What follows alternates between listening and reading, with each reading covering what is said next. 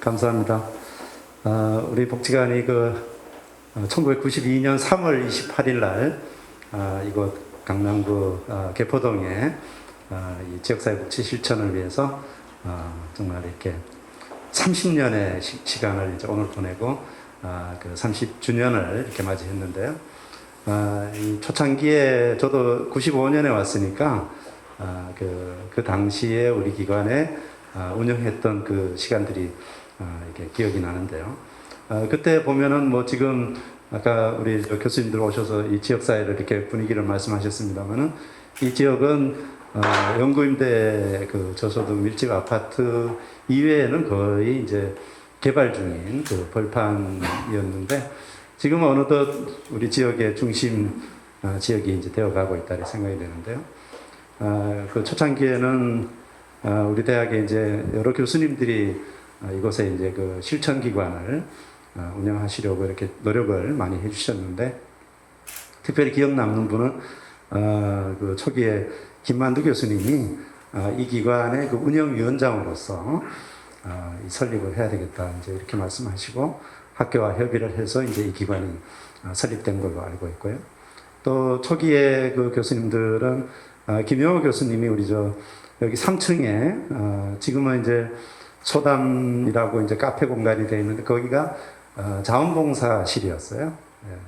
거기 그 공간에서 자원봉사를 연구하고 또 그 당시에만 하더라도 이제 자원봉사론이라는 게 이제 거의 우리 대학에서 그 교과목으로 만들어서 이제 다른 대학으로 이렇게 갈 때 이제 그 김영호 교수님이 자원봉사를 연구하신 그런 의미 있는 초창기의 그 상황이 기억이 납니다. 또 그 초대 관장님 우리 대학에서 평생 기여하셨다가 현장으로 나오셔가지고 그 후배들 또 이렇게 가르치고 또 후배들이 또 좋은 실천할 수 있도록 그렇게 노력해 주셨던 이종원 관장님, 여기 재직 중에 유명을 달리하셨는데 그 좀 안타까운 마음이 지금도 있습니다만은 그 초기의 씨앗을 함께 뿌려주셨고, 또 이대 그 관장님은 우리의 또 은사님이시기도 하고 함세람 교수님이 여기서 우리 이용희 과장이 있습니다만 한 13년 같이 저희들 지도하고 또 그 당시에 이 사회복 사업들이 조금씩 이제 질적으로 그 향상되어 왔던 그런 기억이 있습니다. 아마 90년대는 이제 양적으로 이렇게 좀 팽창이 됐다면 이제 질적으로, 그리고 이제 2000년대에 와서는 우리의 실천이 좀 검증되고 이론적으로도 또 경험적으로도 이 양질의 서비스를 제공해야 된다라고 하는 그런 소명을 우리가 이제 실천하는 그런 역사가 이제 지금 오늘에 와 있는 것 같습니다. 그 30년 동안 같이 일해온 직원들 보니까 모두 그 76명이 우리 역대 직원 여기 와 있습니다만은 그 중에 한 분인데 그 이정민 과장 또 김경인 사회복사 와 있습니다만은 76명의 종사자가 여기서 같이 일을 했습니다. 그리고 지금 현재 32명의 직원들이 일하고 있는데 사회복지사 있고 또 우리 김희순 선생님 계십니다만 물리치료사, 간호사, 또 영양사 선생님 분야에 또 특수교사도 있었습니다. 우리 대학에 특수학과 특수교육학과 졸업생이 와서 여기 장애아동 그 메인스트리밍 그 통합 서비스 씨앗을 그게 지금 심전 그 치료센터로 운영이 되고 있습니다만은 그런 많은 사람들의 정말 여기에 혼이 담겨 있다 이렇게 생각하고요. 오늘 이 30년을 자축합니다만은 우리가 이 자리를 갖는 것은 앞으로 또 30년을 우리가 어떻게 귀한 또 일을 할 것이냐, 그걸 다지는 시간이니까 많이 생각해 주시고 또 축하해 주시고 또 함께 나눠 주셨으면 좋겠습니다. 또 우리 이웃의 동료 관장님 장지영 관장님 이렇게 자리에 주셔서 감사하다는 말씀드립니다. 고맙습니다.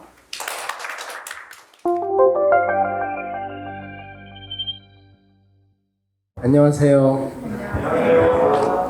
오랜만에 이 강남 종합사회복지관에 왔습니다. 굉장히 오랜만에 온 것 같아요. 한 10년도 더 된, 네, 10년도 더 된 것 같아요. 아까 관장님 말씀하신 것처럼 이런 빌딩들도 없었던 것 같고, 좀 격세지감이 느껴지기도 합니다만, 또 어느새 30년이라는 긴 시간을 우리 복지관이, 강남 종합사회복지관이 이 지역에서 정말 꿋꿋이 또 소신을 가지고 또 최근에는 굉장히 선도적이고 실험적인 그런 사업들을 통해서 그 정체성을 유지하고 발전시켜 나가시는 모습이 저희 교수들에게 주는 그런 자극과 또 교훈이 된 것 같습니다. 그러니까 저 스스로를 돌이켜 보면 이렇게 그 현장에 계시는 사회복지사 선생님들이나 또 사회복지관이 혁신하는 것만큼 이렇게 연구자로서 이렇게 혁신하지 못하는 것 같아요.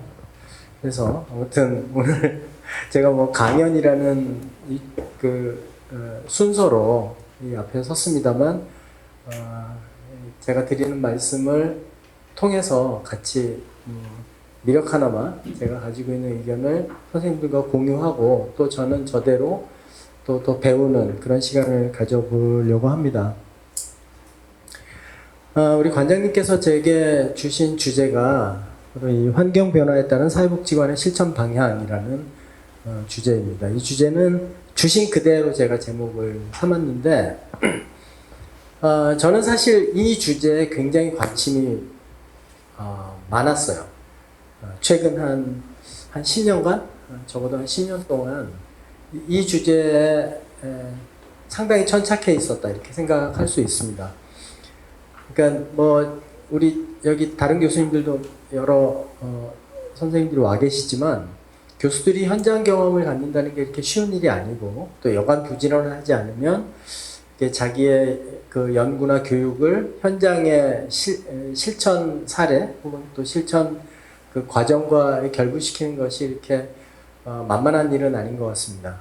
근데 저는 개인적으로 아주 미흡하긴 하지만 이 사회복지관 현장에 관해서는 나름대로 좀 관심을 가지려고 하고 있었고, 그러는 과정을 통해서 제가 느꼈던 혹은 좀 바라는 뭐 이러한 내용들을 정리해오고 있었던 차에, 그러니까 그것은 뭐 여러 가지 형태였습니다만 연구 프로젝트이기도 했고요. 또 제가 그냥 자발적으로 쓰는 논문이기도 했었는데, 저는 이 사회복지관이 앞으로 어떻게 실천 방향을 잡고 특히 우리 또 강남 종합사회복지관이 개별적인 복지관으로서 어떤 그 전략과 비전과 미션을 수립하고 그것을 구조화할 것인가에 관해서 말씀을 드리기 위해서 이런 다소 뭐 선생님들 많이 아시는 책이기도 할 것 같은데, 적어도 제목은 보셨을 것 같은데요.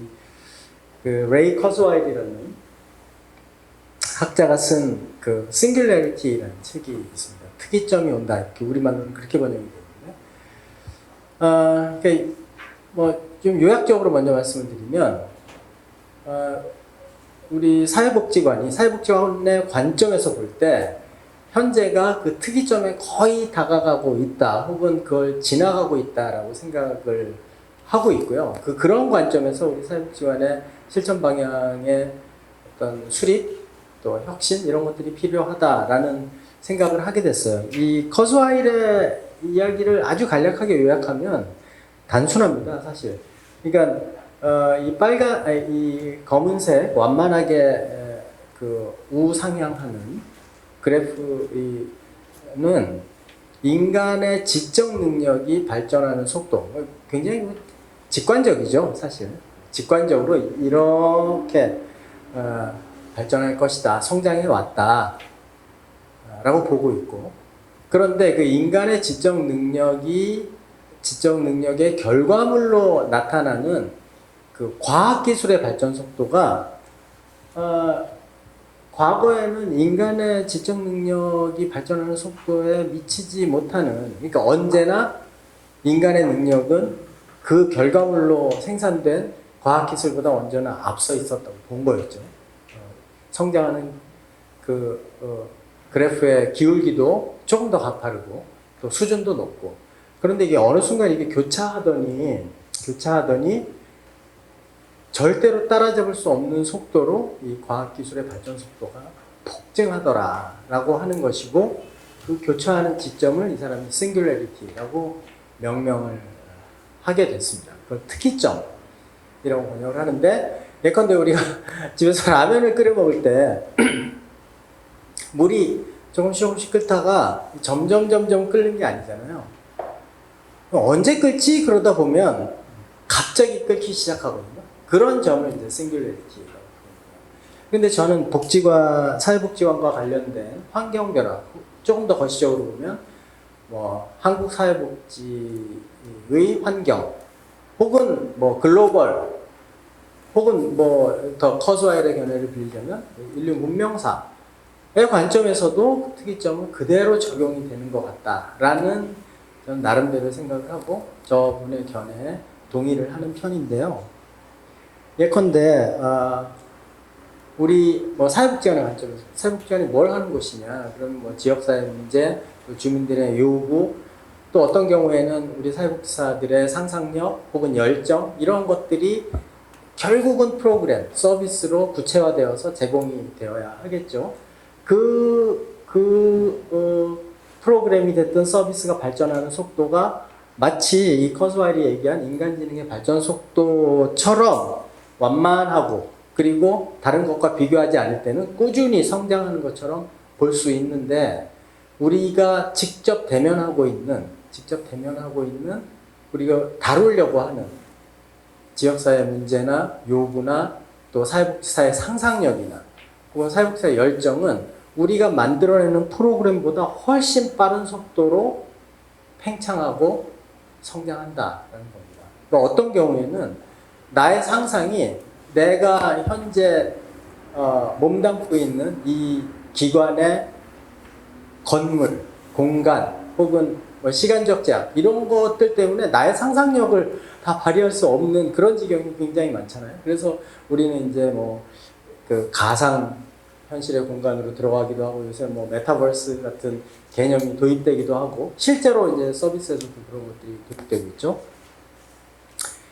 그런데 이러한 사회 문제나 욕구의 팽창 속도를 이렇게 급격하게 만드는 요인들이 사실은 최근에 있어 왔었죠. 그러니까 뭐 인구사역적인 변화도 있었고요, 또 경제적인 변화도 있고, 사회적인 변화도 있고, 최근에는 뭐 감염병 문제도 있었고요, 또 과학기술의 발전.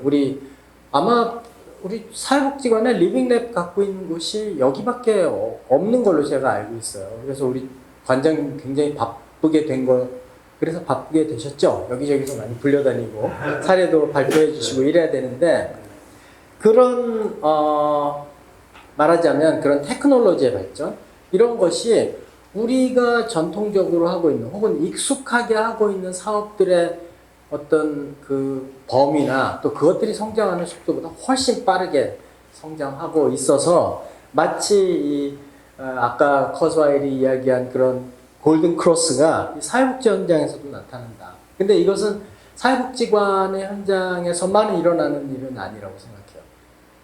국가 차원에서의 복지 제도에서도 마찬가지입니다. 여러분들 혹시 우리 사회복지 서비스 뭐 그런 말, 우리는 입에 많이 붙어 있죠. 사회복지 서비스, 또 사회복지라는 말. 우리 기관의 이름에도 사회복지가 들어 있고요. 제가 작년에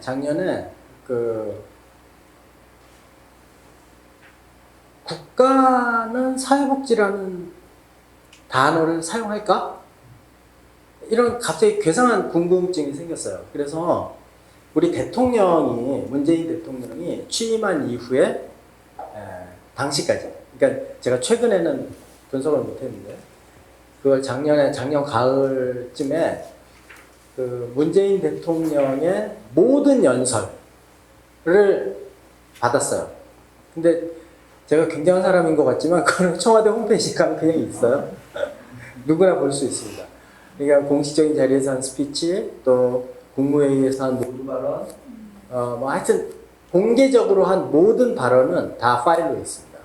그래서 그걸 제가 다운로드 받아서 검색을 했어요.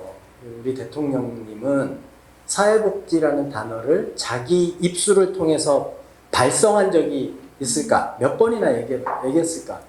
그래서 봤더니 그 4년 동안, 거의 4년 동안 딱 2번밖에 말을 안 했어요. 사회복지라는 말을 자기의 입술 근육을 움직여서 발성한 게 딱 2번이에요. 근데 그 2번이 언제냐 하면 2번 다 사회복지사의 날에 축하 연설을 하느라고 사회복지사라는 말을 하려고 하다 보니까 사회복지라는 말을 2번 한 거예요. 그 축하 메시지를 2번 보내셨거든요. 근데 처음 보냈을 때 1번, 그 다음 보냈을 때 1번. 그러니까 말하자면 사회복지사의 날에 축하하는 인사를 하는 그 연설문에도 사회복지라는 말이 없었던 거예요. 사회복지사라고 말하려니까 사회복지가 있었고. 그럼 도대체 이 사람은 사회복지라는 개념을 뭐라고 표현했지? 그래서 사회보장, 복지 이런 검색어를 넣어서 해보니까 사회보장이라는 말은 굉장히 여러 번 해요. 그리고 복지라는 말도 꽤 여러 번 했습니다. 제가 많지는 않아요. 뭐 몇 번 정도.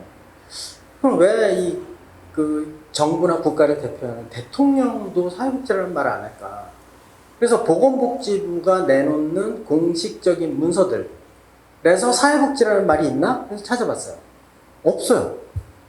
복지라는 말도 있고 사회보장이라는 말도 있는데 사회복지라는 말은 거의 2015년, 16년 이후에는 아예 사라지고 심지어 복지부의 어떤 보도자료에 보면 우리는 이제 사회복지라는 말 안 쓸 거예요. 그렇게 아세요? 라는 보도자료까지 있어요.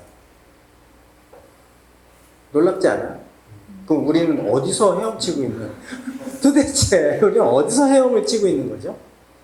그 보도자료에 어떻게 써 있냐면 그러니까 그렇게 말하지는 않았죠. 우리 사회복지라는 말 안 쓸 거예요. 이렇게 쓰지는 않았는데 앞으로 사회복지 서비스라는 말은 다 사회 서비스로 바꿔서 쓰겠다. 그렇게 선언을 해버리고 그 이후에는 사회복지 서비스라는 말이 한 번도 등장하지 않습니다. 그럼 우리나라 법률에는 사회복지라는 말이 있을까요? 거의 없어요. 사회복지사업법에 사회복지라는 말이 있고요. 사회복지공동모금회법에 사회복지라는 말이 있고요. 그리고 사회복지사 처우에 관한 법률에 사회복지사라는 말이 있어요. 그거 3개가 다예요. 그리고 어디에도 사회복지라는 말이 없습니다. 노인복지법에도 사회복지라는 말이 없어요. 그냥 노인복지 혹은 복지 이렇게 돼 있죠. 그러면 우리나라 사회복지를 전체를 규정하고 있다고 하는 사회보장기본법에는 사회복지라는 말이 있냐? 없어요. 그냥 복지예요. 왜 그럴까? 이게 이미 현실의 제도, 현실의 정책, 그리고 이러한 제도나 정책을 움직이는 권력의 세상에서는 사회복지라는 개념이 없어졌다. 사회사업은 예전에 없어졌어요. 1989년에 없어졌어요. 사회사업이라고 하는 단어를 갖고 있는 학교가 강남대학교밖에 아마 없어요. 몇몇 학교, 숭실대, 서울여대 이런 데가 독려의식을 가지고 몇 년 전까지 가지고 있다가 다 거기도 반납해버렸어요. 사회복지로. 근데 이제 앞으로는 사회복지학과, 사회복지학회도 무슨 사회보장학과가 될 가능성도 있고 아니면 서비스학과? 이렇게 바뀔지도 모르죠. 제가 이런 이야기를 하는 이유는 우리가 익숙하게 경험하고 있는 그리고 그 경험 때문에 우리의 행동과 현재의 행동과 앞으로의 계획까지도 상당히 규정하고 있는 그 개념이 사실은 우리만 익숙한 개념이 된 지 오래됐다라는 거죠. 그래서 그러면 우리는 엉뚱한 연못에서 헤엄을 치고 있었나? 이렇게 자괴감을 갖자라는 의미는 아닙니다. 이 환경이 이렇게 왜 언제 이렇게 바뀌었지? 그리고 이미 바뀌고 있는 이 환경의 그 관성이 어떤 방향으로 계속 움직이게 될까라고 하는 인식을 가져야 우리가 실천 방향을 모색하게 되지 않을까라는 그런 의미에서 제가 말을 제대로 하고 있는 오늘 왜 이렇게 떠는지 모르겠네. 그런 의미에서 말씀을 드리는 겁니다. 그러니까 단순히 이거 기발한 프로그램이야. 우리 이렇게 해볼까? 이런 차원이 아니라는 거죠. 흐름이 있고 그 흐름에 우리가 동의한다면 그 흐름을 타야 되는 것이고 그 흐름에 동의하지 않는다면 우리는 어떤 혁신이나 저항의 전략을 세워야겠죠. 그 흐름을 좀 알 필요가 있다라는 의미에서 말씀을 드리는 겁니다. 우리는 보통 사회복지를 다양하게 설명을 합니다. 자선이다. 누구 뭐 권리로서 우리가 요구할 수 있는 것이다. 또 제가 별로 이렇게 좋아하진 않지만 어떤 연세대학교 어떤 교수님은 양재진 교수님이라는 분은 사회복지라는 건 그냥 이런 급할 때 꺼내서 돼지 저금통이야. 피기뱅크야. 이렇게 복지국가 연구하시는 교수님들도 저렇게 말하시는 분들도 있어요. 근데 그것이 누구의 의견이 옳다, 그러다라고 우리가 평가하기보다 역사적인 관점에서 사회복지가 어떻게 발전해 왔는가 여러 번의 특이점을 지나왔거든요. 그러니까 그걸 뭐 양자도약이라고 하죠. 퀀텀 리프라고 하는 이게 천천히 그 램프를 따라서 이렇게 성장해 온 게 아니에요. 갑자기 한번 도약하고 또 도약하고 이런 단계들이 있었거든요. 그런 단계들이 사실은 아까 이야기한 그런 특이점을 통과할 때마다 이 사회가 선택한 그런 합의의 산물이었을 거다. 그래서 저는 사회복지의 발전을 다소 좀 익숙하지 않은 연구자들이 많이 사용하는 그런 단어들을 조합해서 표현을 하자면 당대 사회경제적 조건에 대한 해석과 미래 전망을 결합하여 특이점을 돌파하는 전략이었다.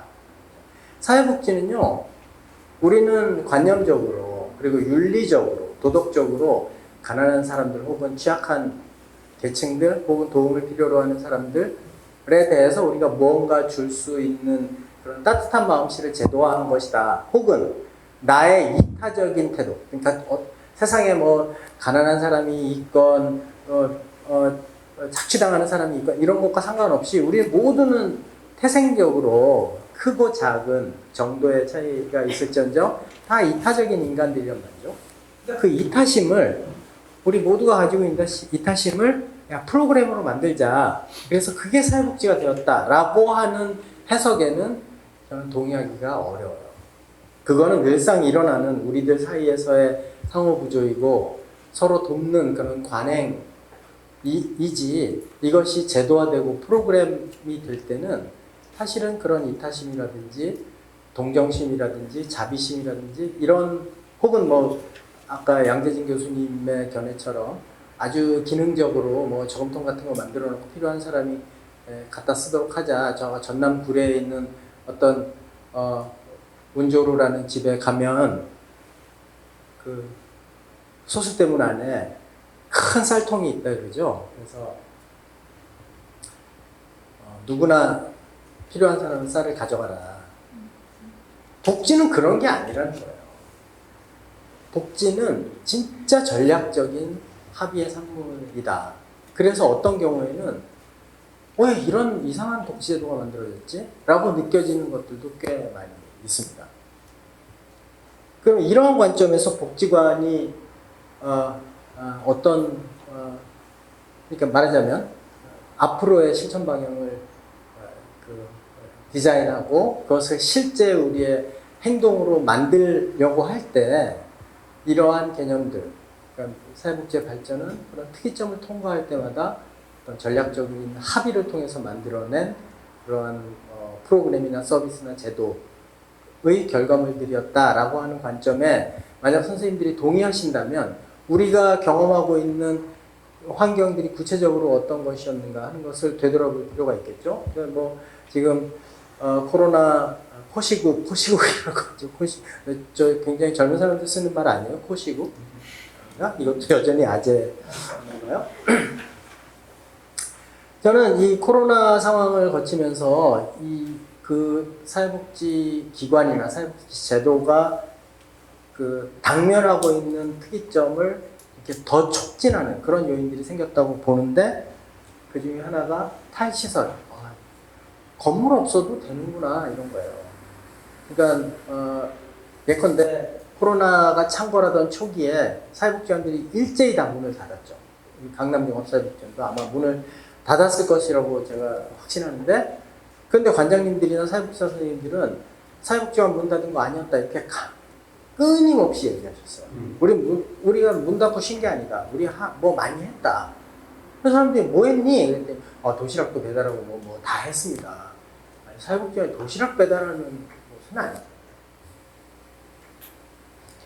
우리는 우리대로 무언가를 했지만 우리에게 자원을 제공하고 우리에게 무언가 허가를 하고 또 우리를 감시하고 또 우리를 후원하고 인정하는 수많은 역할을 하는 우리 주변의 사람들은 정말 사회복지관이 필요한 것일까? 라고 하는 그 질문에 대한 대답을 코로나 시국에 우연히 사실은 그 대답의 일부를 얻을 수가 있었어요. 그 중에 하나가 조금 죄송하지만 사회복지관 없어도 되네? 이런 거예요. 사회복지관이 몇 달 동안 문을 닫았는데 복지가 붕괴하는 줄, 지역사회복지가 붕괴한다, 막 이런, 복지관 문 닫으면 큰일 난다, 지역사회복지가 다 무너진다, 이렇게 경고하고 사회복지사들 막 걱정하고 그랬지만 지역사회복지가 하나도 안 무너진 거예요.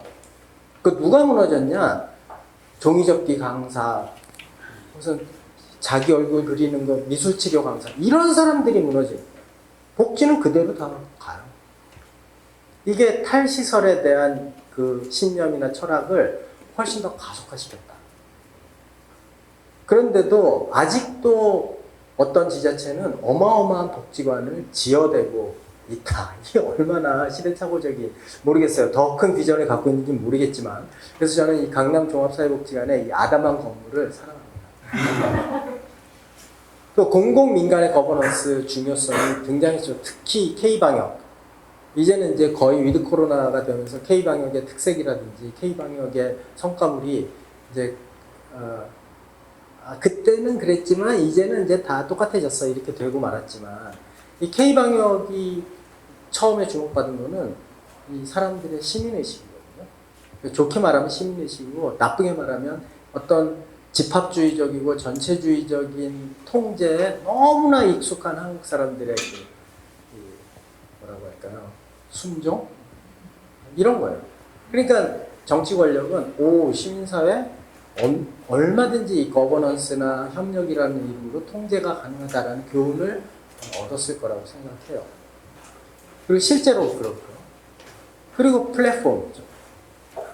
이게 개별적이고 산발적이고 단편적인 서비스의 제공보다는 플랫폼을 통한 서비스 제공, 플랫폼을 통한 의사소통이 훨씬 더 유리하고 훨씬 더 효과적이다라고 하는 교훈도 뭐 그 전부터 우리가 이야기해오고 있던 것이었지만 코시국을 거치면서 더 강해졌다. 이러한 것이 우리 사회복지관에게 주는 함의가 굉장히 크다. 근데 사회복지관에는 커다랗게 두 개의 전통이 있어요. 제가 오늘 이 강연이라고 말씀드리기 전 스스로에겐 굉장히 좀 쑥스러운데, 강연을 준비하면서 복지부에서 매년 발간하는 사회복지관 운영 관련 업무 처리 안내, 그걸 다시 봤어요. 그랬더니 사회복지관에 연역이 있는 거예요.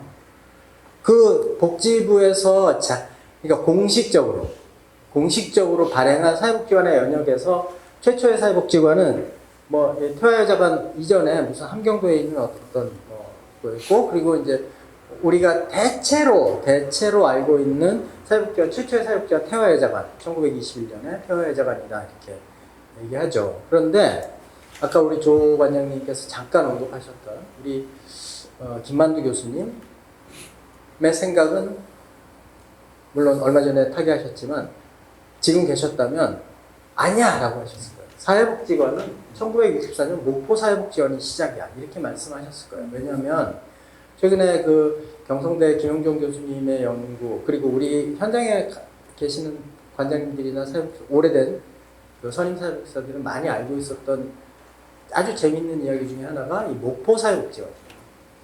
그러니까 태화여자관은 굳이 따지면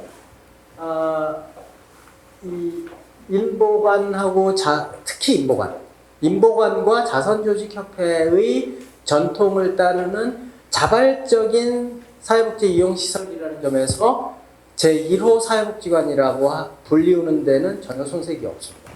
그런데 현재 한국에서 활동하고 있는 499개의 사회복지관의 대부분을 차지하는 정체성은 태화여자관하고는 아무 상관이 없어요. 그거는 목포 사회복지관의 정체성을 그대로 따라요. 왜냐하면 목포 사회복지관이 1964년도에 만들어질 때 이 당시에 목포는 전라남도 도청 소재지였는데, 그리고 공생원이라는 어마어마하게 큰 복지재단이 지금도 거기에 기반을 두고 있고요. 그래서 목포가 뭔가 지자체 중심의, 그 당시에는 지자체가 아니지만 지자체 중심의 복지 사업을 시작을 할 때 민간 거버넌스를 활용해서 시작했던 그 시설이 목포 사회복지관이고, 저 명칭을 김만두 교수님이 지으신 거예요. 김만두 교수님 공생원 이사인가 뭐로 계실 때 우리 기관에서 목포에서 뭐 하라고 하는지 뭐라고 할까잉? 뭐 이렇게 했죠. 김만두 교수님이 여러 가지 고민을 하시다가 사회복지관이라고 이름을 짓자. 그래서 최초의 사회복지관이라는 명칭과 현재의 사회복지관 시스템을 가진 최초의 기관은 목포 사회복지관입니다. 그럼 우리나라에 태화여자관의 전통을 갖는 사회복지관이 없냐? 있어요. 근데 몇 개 없습니다. 가장 대표적인 게 이대복지관이에요. 이대복지관, 성산복지관 말고 옛날에 이대후문 바로 옆에 있던 복지관. 그거는 태화여자관하고 아주 비슷한, 자발적으로 철저히 민간의 자원을 통해서 만들어낸 그런 복지관들이 있어요. 그게 다 인보관과 자선조직협회 전통을 따르는 복지관이고, 우리 강남종합사회복지관을 포함해서 거의 95%의 복지관은 목포 사회복지관의 전통을 따르는 복지관이다. 그런데 여기에 무슨 문제가 있느냐 하면, 우리 사회복지관에 두 가지 정체성이 한꺼번에 존재한다는 거예요.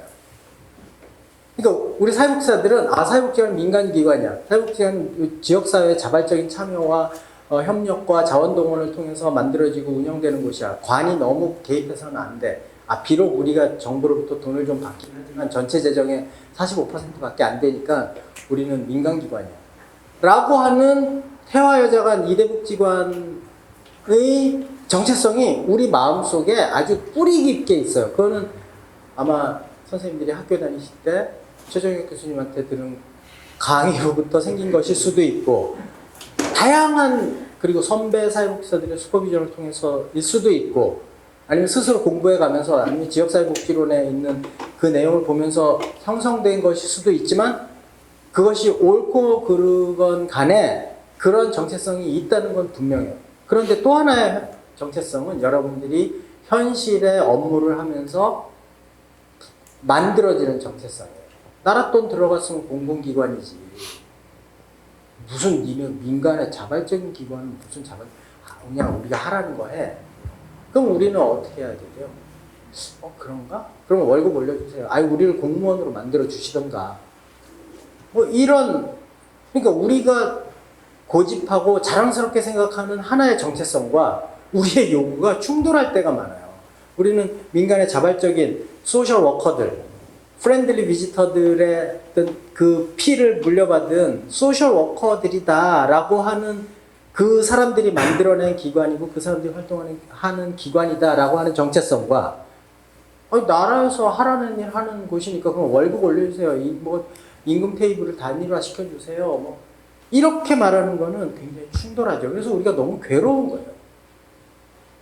근데 이러한 괴로움을 가지고 그럼 어떤 게 우리의 정체성, 합당한 정체성이냐고 결정을 해야 되냐 하는 건 아니에요. 이 두 가지 정체성이 우리 피에는 동시에 흐른다 라는 거죠. 특히 관장님들은 이 정체성 혼란이 어마어마하게 커요. 왜냐하면 5년에 한 번씩 재수탁을 받아야 되기 때문에, 나는 민간의 자발적인 액티비스트로서, 소셜 워커로서. 소셜 워커가 뭐예요? 소셜 워커는 사회복지사가 아니에요. 그야말로 소셜 워커거든요. 나는 소셜 워커인 줄 알았는데 알고 보니까 5년에 한 번씩 재위탁서를 만들어갖고 프레젠테이션 하고 무슨 대학교가 복지관 운영하는 게 맞냐 안 맞냐에 대해서 또 막 싸워야 되고 하는 그런 웰페어 세크리터리 같은 그러한 정체성이 동시에 있다. 얼마나 괴롭겠어요. 그런데다가 정부는 정부대로 복지 환경을 아주 엄청난 속도로 그리고 무게감으로 밀어붙이고 있는데 그것이 바로 지역 기반의 복지 공급 체계를 구축하겠다라고 하는 겁니다. 저는 뭐 이번에 정권이 바뀌었지만 이 기조는 별로 바뀌지 않을 거라고 생각해요. 많은 사회보장 제도들이 어떻게 변화를 가져오게 될지 또 어떤 제도가 더 중요한 더 많은 예산을 가져가게 될지는 알 수 없으나 사회 서비스 그리고 우리가 사회복지 서비스라고 부르는 이 영역은 지역을 기반으로 하는 복지 공급 체계를 계속해서 구축해 갈 것이다. 왜냐하면 이것이 정부의 재정을 효율적으로 사용하는 데도 유리하고 또 아까 이야기한 것처럼 민간의 거버넌스를 활용해서 이 복지 서비스의 체감도나 성과를 극대화시키는 데도 굉장히 유리하다고 판단하기 때문이라는 거죠. 그런데 문제는 복지부가 지금 이 커뮤니티 케어라는 걸 시범 사업을 하고 있는데 근데 최근에 뭐 대통령 선거 지나고 코로나 때문에 이게 약간 주춤해졌지만 아마 내년이 되면 다시 이게 가속화될 거라고 보는데 복지부의 구성을 보세요. 사회복지관이 어디 있나요? 이게 보여요? 여러분들 자랑스럽게 생각하는 전국에 500개나 있고 장복, 노복까지 합하면 한 1150개 정도 되는 이 복지관 인프라가 커뮤니티 케어에 어디 있나요? 보여요? 보이나? 잘 보셨네. 여기 있어요. 여기에. 여기에 뭐라고 썼냐면 복지관 등 사례관리기관 이렇게 들어가 있어요. 그러니까 우리는 허브도 아니고 플랫폼도 아니고 수많은 사회복지 서비스 제공하는 기관 중에 하나일 뿐이다. 제가 다른 표를 먼저 좀 보여드릴게요. 이걸 보여드릴게요. 이건 2020년 7월 현재인데 크게 달라지지 않았거든요. 우리나라의 사회복지 기관이 얼마나 많냐면요. 사회복지관 500개 있죠. 노인복지관 거의 사회복지관만큼 있죠. 장애인복지관 277개, 지역아동센터 4,290개인데 이거는 사회보장정보원에 등재된 그러니까 정부 보조금 받는 곳만 이 정도고 실제로 한 7,000개 있어요. 그리고 지역 자활센터 있죠. 270개, 다문화 225개 지금 좀 늘었죠. 읍면동 3,500개 있죠. 지금 읍면동 사무소가 다 복지관이에요. 평생교육기관은 5,300개나 돼요.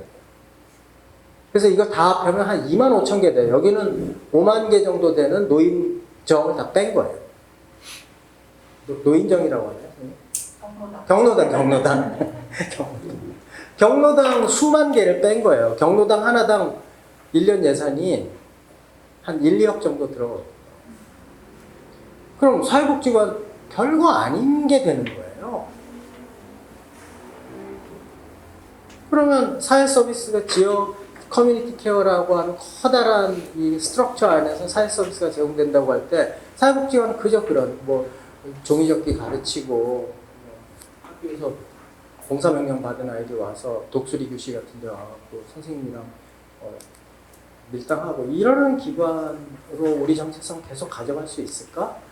라고 하는 거죠. 그래서 저는 사회복지관의 정체성을 크게 두 가지 정도로 재구조화해야 된다라는 생각을 합니다. 제 시간이 거의 다 됐는데 한 5분 내로 끝내야 할게요. 지금 제가 이 강남종합사회복지관의 30년 사업 보고서를 보니까 역시 강남종합사회복지관의 역사를 사례관리 기능, 서비스 제공 기능, 지역사회 조직 기능 이렇게 세 가지로 정리하셨더라고요. 왜 우리나라에 있는 500개 사회복지관 중에 거의 450개는 다 이렇게 정리해요. 그리고 한 50개 정도는 약간 다르게 정리해요. 근데 왜 450개 정도의 기관이 다 이렇게 정리하냐? 복지부가 그렇게 업무 처리 안내를 만들기 때문이에요. 근데 복지부 돈을 받아요? 사회복지관이? 1원도 안 받아요. 전국의 어떤 복지관도 복지부 돈 받는 복지관이 하나도 없어요. 다 지자체에서 받지. 특히 서울은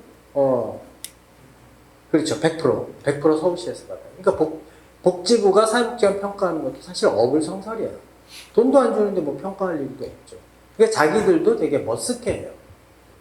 그런데 그 복지부에서 만들어낸 업무 처리 안내, 사회복지원의 기능은 이 세 가지다라고 규정되어 있기 때문에 우리가 그 규정에 그냥 익숙해져 있을 뿐이라는 것이고, 그 사례관리, 서비스 제공, 지역 조직이라고 하는 기능이 사실은 같은 디멘션으로 분류된 것도 아니에요. 또 아마 이 사업보고서를 아마 팀장님들이나 사회복지사 선생님이 쓸 때, 아, 이거 사례관리에다 넣어야 되나? 지역 조직에다 넣어야 되나? 서비스 제공에 넣어야 되나? 그런 사업들이 굉장히 많았을 거예요. 아, 평가를 가도 그래요. 평가위원들이 사례관리 쪽 보려고 그러는데 뭐가 없어. 그거 어디 있나요? 아, 저희 기관은 그거 사례관리가 아니고요. 서비스 제공 쪽에 있어요. 이렇게 얘기하는 것도 많아요. 그러니까 논리적으로나 아니면 현실에서 이 업무 프로세스 상으로도 잘 맞지 않는다. 그래서 저는 복지관의 기능을 크게 두 가지로 다시 재편해보자 라고 하는 생각을 제안합니다. 이것조차도 사실 좀 어설프긴 하지만 지역사회 복지 기능과 지역사회 변화 기능 이 두 가지로 정리를 하자. 그리고 사례관리는 일종의 철학이자 원칙 이렇게 가져가고, 사회복지관이 하는 모든 활동은 서비스이다 라는 관점을 가지면 저는 이렇게 기능을 재편하는데 큰 문제가 없다라고 봅니다.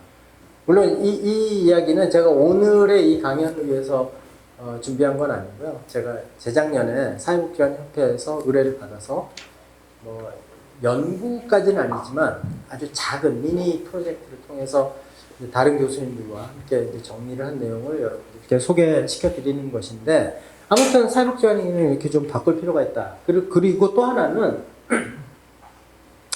사회복지관이 지금 다이렉트 서비스가 너무 많다라는 게 제 생각이에요. 물론 이거는 복지관에 계시는 뭐 관장님을 비롯해서 사회복지사 선생님들마다 의견이 좀 다를 수 있는데, 사회복지관이 다이렉트 서비스가 너무 많다 보니까 예컨대 아까 플랫폼으로서의 기능 혹은 지역사회를 조직화하고 변화시키는 기능, 이쪽이 좀 약할 수도 있다. 그리고 사례관리가 하나의 프로그램처럼 만들어져 있고 하는 그런 문제들을 극복하려면 직접 서비스를 좀 줄여야 되지 않느냐라는 생각을 갖는데, 그러다 보니까 그럼 사회복지관들이 직접 서비스 왜 이렇게 많이 하느냐.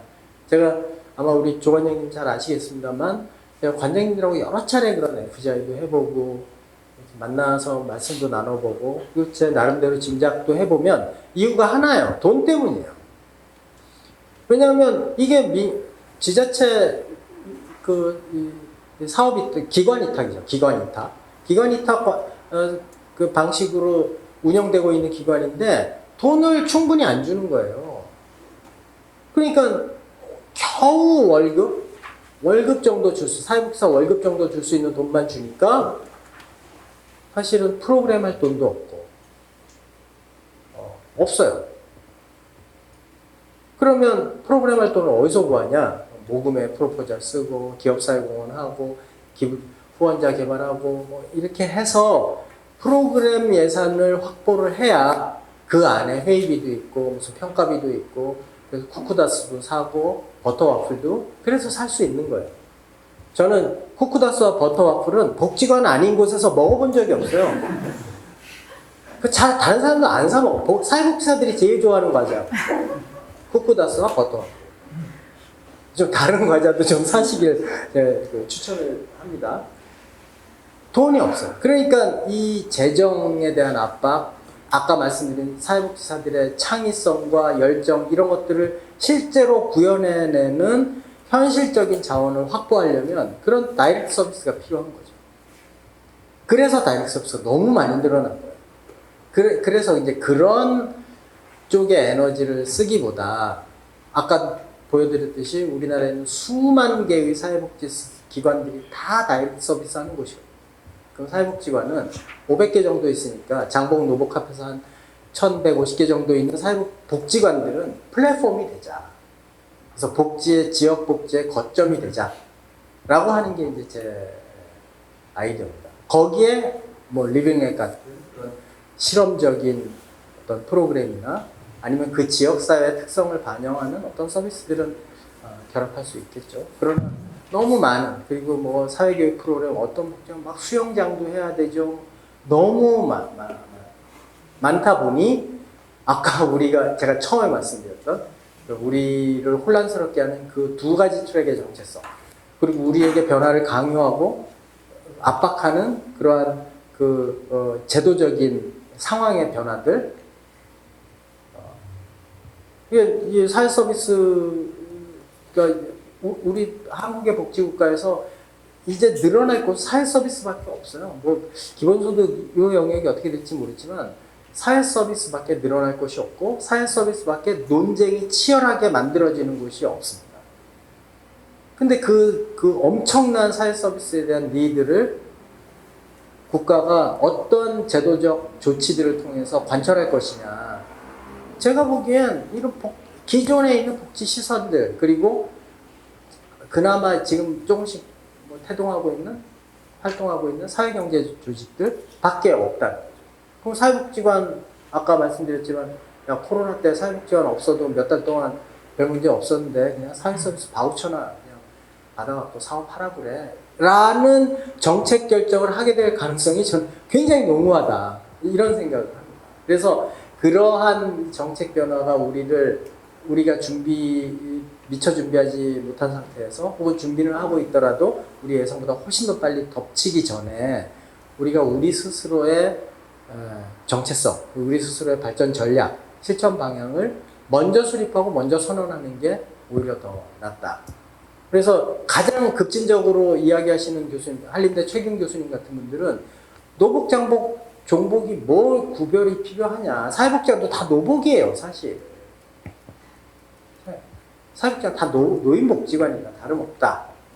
그럼 노인복지관이나 다름없는 복지관들인데 그럼 그냥 복지관이라고 하든가 복지관 다 떼버리고 뭐 커뮤니티 센터로 가자. 이런 급진적인 아이디어도 있긴 있습니다. 저는 거기에 100% 동의하지는 않지만, 그러니까 그런 다양한 아이디어들이 이 제도적인 의사결정 과정에 결합할 때 우리 사회복지관, 우리 스스로 굉장히 휘둘리는 구청의 담당 공무원 한마디에 막 휘둘릴 수 있는 그런 환경 속에 있는 두 번째 정체성을 가진 우리 사회복지관들은 우리 스스로 먼저 전략을 구성할 필요가 있다는 거죠. 미션과 비전과 전략을 새롭게 구성할 필요가 있다.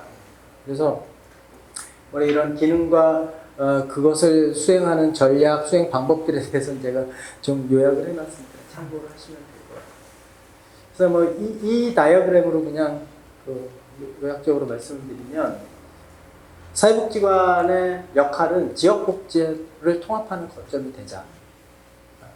만약에 사회복지관이 정말 지금처럼 직접 서비스를 계속 더 늘리고 피아노 교실도 하고 수영장도 하고 종이접기도 하고 자기 얼굴은 왜 이렇게 그려야 되는지 모르겠는데 하여튼 자기 얼굴 그리고 이런 걸 하려면 사회복지관이 읍면동 수만큼 많아져야 된다고 생각해요. 지금 500개밖에 없잖아요. 읍면동 3,500개 있거든요. 그럼 3,500개 정도로 늘리자. 노복도 3,500개로 늘리고 장복도 3,500개로 늘려서 복지관이 한 10,000개 된다. 그러면 직접 서비스 기관으로 운영해도 저는 별 문제가 없다고 보지만 그렇게 될 가능성이 별로 없고, 그렇다면 사회복지관은 플랫폼으로 쓰자.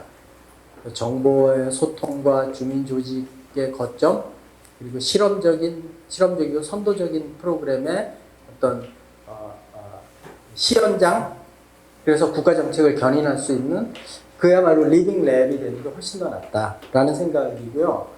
기능은 아까 말씀드렸고, 그래서 이러한 전략과 사업을 통해서 사회복지관의 실천 방향을, 물론 이제 우리 강남종합사회복지관이 그 어떤 서울에 있는 100개의 99개인가요? 99개의 복지관들을 늘 선도해온 것처럼 앞으로도 선도해 가실 것으로 믿어 의심치 않지만 좀 더 혁신적인, 그리고 아주 발랄한, 우리 사회복지사들이 가지고 있는 그런 발랄한 상상력과 아이디어가 이러한 발전 전략에 유기적으로 잘 결합을 하시기를 바랍니다. 좀 일찍 시작했는데 또 원래 주어진 시간보다 훨씬 더 늦게 끝내는 이 놀라운 능력에 저 스스로 감탄하면서 오늘 강연을 마치겠습니다.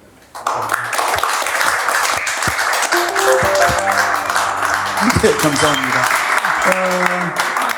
그 수어로 말이죠. 수어로 아주 시원하다고 하는 표현을 이렇게 해요.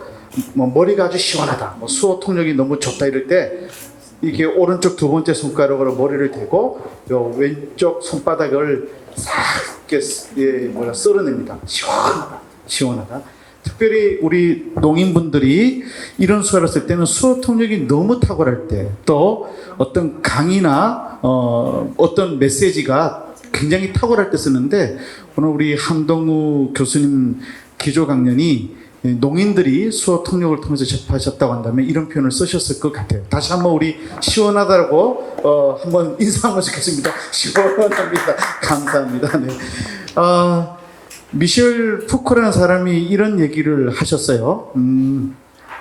우리가 어떤 인식을 하고 행동을 하기에 앞서서 인식에 어떤 틀이 있다. 그게 뭐냐면 무의식적 구조, 질서인데, 이런 무의식적 구조 내지 이 질서를 늘 새로운 방향으로 확장하지 않으면 집단적 광기로 잘못된 방향으로 갈 수도 있다. 그래서 가장 이런 그 무의식적 질서로 예를 들은 것이 정체성이라고 얘기를 했거든요.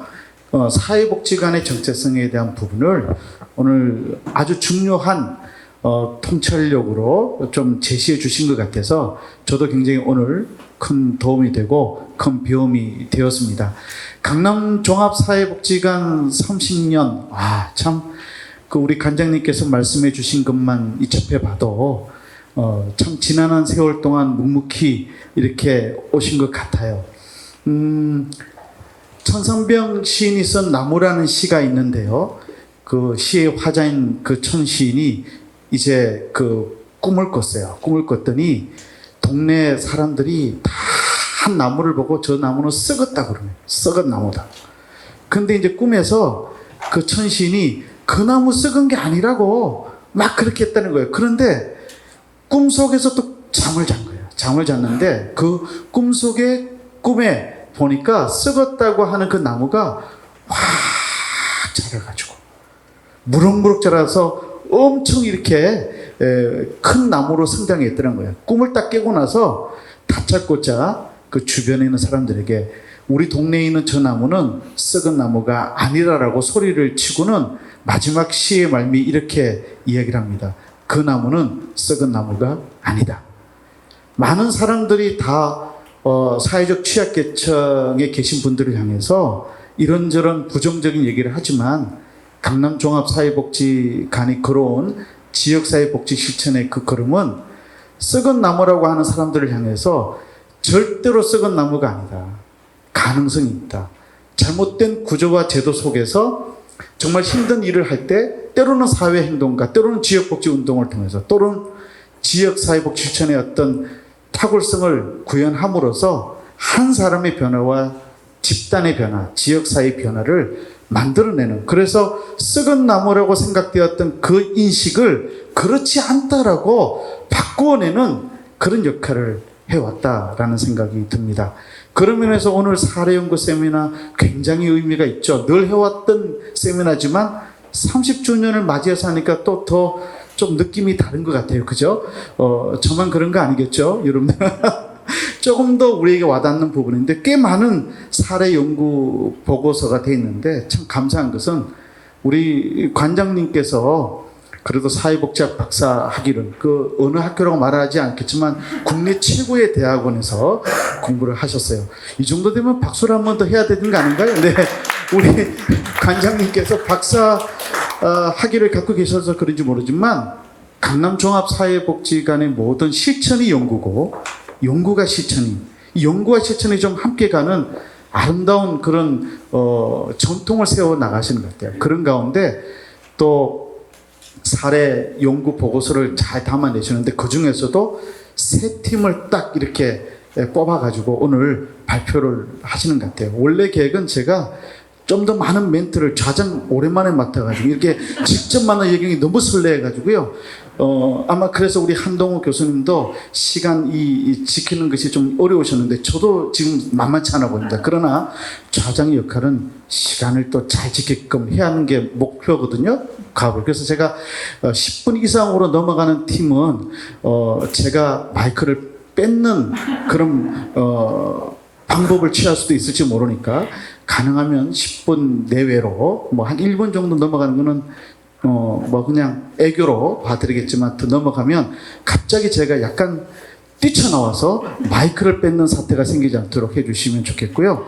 원래는 한 팀 딱 나가고 또 나가고 나서 쫙 좌장이 그 코멘트도 하고 해야 되는데 지금 시간을 보니 더 늦어지면 우리 인생이 고달플 것 같아요. 그래서 세 개 팀을 다 소개해드리고 세 개 발표를 알아서들 눈치껏 보고 앞팀이 조금 더 쓰면 뒷팀은 알아서 좀 줄이고 이렇게 해가지고 우리가 지금 예정 시간보다 그렇지만 어쨌든 3시 한 40분에는 여기 전체에 아니죠. 깜짝 놀랐네. 3시 반쯤 정도에서 3시 40분쯤에는 그래도 우리 박하욱 교수님도 오셨고 또 우리 김용준 교수님도 오셨잖아요. 두 분의 어떤 그래도 교수님 또 말씀을 주셔야 되니까 알아서들 좀 이렇게 발표도 하시고 또 이렇게 하면 좋겠습니다. 그래서 첫 번째 사례연구 발표는 김하은 강남종합사회복지관 사례관리팀 우리 선생님께서 한부모 장애 가정의 자립 기반 조성을 위한 당사자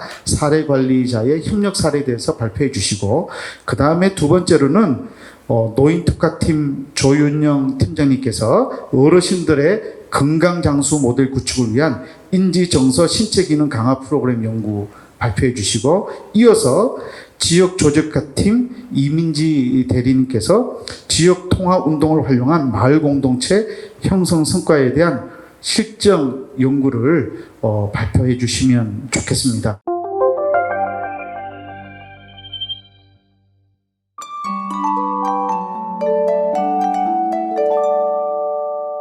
안녕하세요. 강남종합사회복지관 사례관리팀 김하은 사회복지사입니다. 한부모 장애 가정의 자립 기반 조성을 위해 당사자와 사례관리자의 협력 사례에 대해 발표하겠습니다. 목차는 보시는 바와 같습니다. 당사자의 어머니는 주거비 위기 지원으로 2016년 지원 후 복합적인 욕구가 있다고 판단되어 사정 후 사례관리를 진행하게 되었습니다. 당사자의 어머니가 사례 대상자로 사례관리를 진행하던 중 2021년 3월 건강 악화로 요양병원에 입소하였고 현재 당사자인 아들이 사례관리 대상자로 변경되었습니다. 어머니의 요양병원 입소와 연이은 사망으로 가정이 주축이 된 당사자가 장애 아들의 거처 이시와 금주를 시도하며 차츰 자립을 위한 과정들을 노력해 나가는 사례입니다. 당사자는 59년생으로 현재 62세입니다. 오래전 아내와 이혼하고 21살 이중장애인 자녀를 양육하고 있습니다. 당사자의 어머니는 작년 상반기에 건강 악화로 요양병원에 입소하였다가 10월에 사망하였습니다. 어머니는 당사자 아들의 주 양육자였는데 요양병원 입소 후부터 당사자가 아들 양육을 비롯하여 전반적인 가정을 이끌고 있습니다. 아들은 자폐로 작년 초에 시각장애 등급을 받아 이중장애가 되었고 시설 입소에 더욱 어려운 상황입니다. 가정의 생태도를 보시면 공식, 비공식 자원들이 많이 분포되어 있는 것을 볼 수 있습니다. 당사자 가정을 물심양면 도와주고 있는 어머니의 수양딸을 비롯하여 활동보조인이 있습니다. 또한 당사자의 근무지 등 강남구 내에서 당사자가 어려움 없이 자원을 활용하며 생활하고 있습니다. 가정에 대해 좀 더 자세히 말씀드리겠습니다.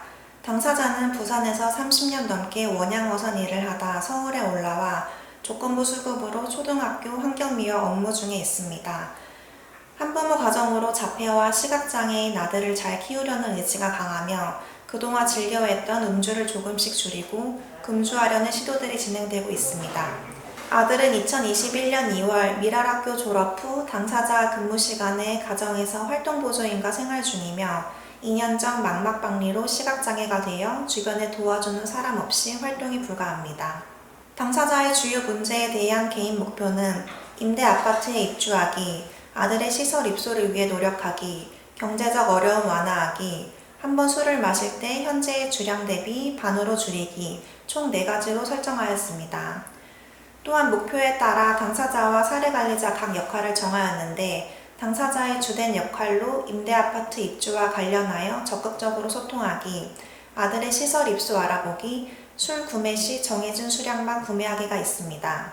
사례관리자는 당사자의 역할을 토대로 이를 모니터링하며 함께 시설 조사 등 조력할 수 있는 역할을 하였습니다. 앞서 말씀드린 4가지 목표에 대한 개입 내용입니다. 당사자의 어머니가 요양병원 입소하기 전 신청해 놓은 임대 아파트에 선정이 되었습니다. 당사자는 입주하기 위해 SH공사에 문의하고 계약하며 이사와 관련된 일련의 과정들을 어려움 없이 차근차근 해결하는 모습을 보였습니다. 아들의 시설 입소를 위한 노력으로 시설과 센터를 위주로 입소 가능한 곳 10군데 이상 조사를 하였지만 이중장애로 입소에 어려움을 겪게 됩니다. 경제적 어려움을 완화하기 위해 아들의 약제비를 위한 결연후원금 지원 및 필요시 후원품 연계를 하였고 한 번 술을 마실 때 현재의 주량 대비 반으로 줄이기 위해 음주 횟수를 줄이는 노력 실시 및 이에 대한 지지를 진행하였습니다. 평가로는 첫째, 임대아파트 입주에 대해 기관의 자산 형성 사업인 두드림 통장 만기금으로 어려움 없이 보증금을 마련할 수 있었다는 성취감 향상을 볼 수 있었습니다. 또한 아파트 입주에 대한 만족감으로 긍정적인 측면을 보였습니다. 둘째, 아들의 시설 입소를 위한 노력으로 당사자는 아들의 입소만 생각했는데 다른 방법을 생각해야 할 것 같습니다. 라며 스스로 사고를 전환하고 앞으로 나아가야 할 방향에 대해서 진지하게 고민을 시작했습니다. 셋째, 경제적 어려움을 완화하기 위해 결연후원금과 지역사회복지관의 밑반찬 지원을 연계하여 생계에 많은 도움이 되었다고 표현하였고, 넷째, 주량 관련하여도 간헐적으로 시도하고 있는 금주 기간이 늘어나기 시작하면서 금주에 대한 확고한 의지를 가지게 됩니다. 향후 개입 방향에 대해 말씀드리겠습니다. 첫째, 아들의 시설 입소의 어려움에 대한 방안을 모색해야 합니다. 현재 아들이 이중장애로 입소할 수 있는 시설에 한계가 있으므로 앞으로 가정에서 할 수 있는 최선의 방안으로 개입이 필요합니다. 둘째, 자립을 통한 사례관리 종결을 준비합니다. 당사자는 임대아파트 입주와 같이 주된 사례관리 목표를 달성하는 등 인생에서 정해놓은 우선순위를 단계적으로 해결하는 모습을 보입니다. 그러므로 당사자가 자립과 종결을 현실 가능한 목표 설정과 수행 능력을 향상시키는 것에 집중하여 진행할 계획입니다. 이상으로 발표를 마치겠습니다. 안녕하세요. 어르신들의 건강장수 모델 구축을 위한 인지, 정서, 신체기능 강화 프로그램 연구에 대해서 발표하게 된 강남종합사회복지관 노인특화팀 조윤영 팀장입니다. 발표에 앞서 본 연구는 강남대학교 미래복지육목합연구소의 임정원 교수님, 기래민 교수님과 함께 했음을 안내드립니다. 목차는 보시는 바와 같습니다. 먼저 문제제기입니다. 통계청 발표에 따르면 2020년 기준 기대 수명은 83.5세로 매년 증가하고 있습니다. 반면 건강 수명은 기대 수명을 따라가지 못하고 있으며 전반적으로 증가 추세를 보이고 있습니다. 이는 한국보건사회연구원과 국내 중앙치매센터에서 발표한 자료에서도 확인할 수 있습니다. 발표에 따르면 2017년 기준 어르신의 89.5%가 만성질환을 보유하고 있으며 2020년 기준 국내 치매 추정 환자 수는 약 84만 명으로 많은 어르신의 신체와 인지 기능이 저하되어 있음을 알 수 있습니다. 신체 건강과 인지 건강, 그리고 정신 건강은 서로 유기적으로 작용하며 영향을 미치고 있기 때문에 노년기 삶의 질 향상을 위해서는 신체와 인지, 정신적 건강에 대해 지속적인 관리가 필요합니다. 어르신 건강에 대한 사회복지 서비스는 전통적인 형태를 넘어 ICT, IoT 기반의 복지 기술을 활용하는 형태로 발전해 오고 있습니다. 이에 저희 복지관에서도 웰텍 기반의 기기를 활용하여 어르신의 건강 증진을 위한 리빙랩 프로그램을 진행했습니다. 이번 연구는 총 3가지 웰텍 기기를 활용했습니다. 해피테이블은 사진에서 보여지는 것과 같이 최대 4명의 어르신이 참여하는 인지훈련 기기입니다. 터치스크린으로 어르신들이 조작하기에 비교적 쉬우며 인지훈련이 가능한 다양한 게임 프로그램에 협동 또는 경쟁의 방법으로 참여할 수 있습니다. 엑스하트는 1인용 하지훈련 기기입니다. 키오스크와 운동보드로 구성되어 있으며 어르신들은 운동보드의 각 구역을 발로 밟음으로써 화면을 조작할 수 있습니다. 9988은 1인용 상지훈련 기기입니다. 모션 센서로 손의 위치를 읽어 훈련용 게임에 참여할 수 있습니다. 이러한 기기들을 활용한 이번 연구의 목적은 첫째, 해피테이블을 활용한 프로그램의 참여는 어르신의 인지 및 정서적 측면을 향상시키는 데 도움이 되었는가? 둘째, 엑소아트 및 9988을 활용한 프로그램의 참여는 어르신의 신체 기능 향상에 도움이 되었는가입니다. 리빙랩 프로그램은 총 3개의 시즌으로 10회기씩 진행되었습니다. 이에 대한 연구 방법으로는 단일 집단 사전 사후 검사와 프로그램의 과정 기록 분석, 그리고 시즌 종료 시점에서 진행한 참여자 인터뷰를 분석하였습니다. 모든 시즌에서 공통적으로 진행한 사전 사후 검사는 척도지를 활용한 자기평가 불안 척도, 단축형 노인 우울 척도, 주관적 기억 감퇴 평가 설문, 간이 정신상태 검사지에 대해 검사하였으며 인바디 검사를 통해 체질량 지수와 체지방률을 확인하였습니다. 3개의 시즌에는 총 32명의 어르신이 참여하였으며 이 중 프로그램에 9회 이상 참여하고 사전 사후 검사를 모두 진행한 21명을 대상으로 연구를 진행했습니다. 먼저 리빙랩 프로그램의 발전 과정을 말씀드리겠습니다. 시즌 1은 시범 운영기로 엑소아트와 9988을 활용한 신체훈련팀, 해피테이블을 활용한 인지훈련팀, 3가지 기기를 모두 활용한 통합훈련팀으로 나누어 진행하였습니다. 진행 결과 신체훈련은 참여율이 낮았으며 통합훈련에서도 어르신들은 신체훈련에는 참여하지 않는 경우가 많았습니다. 시즌2는 인지훈련 정착기로 회기별 훈련 내용을 구체적으로 구성하여 모든 참여자들이 동일한 커리큘럼으로 프로그램에 참여할 수 있었습니다. 시즌2의 경험을 바탕으로 시즌3에서는 통합훈련 방법을 정비하였습니다.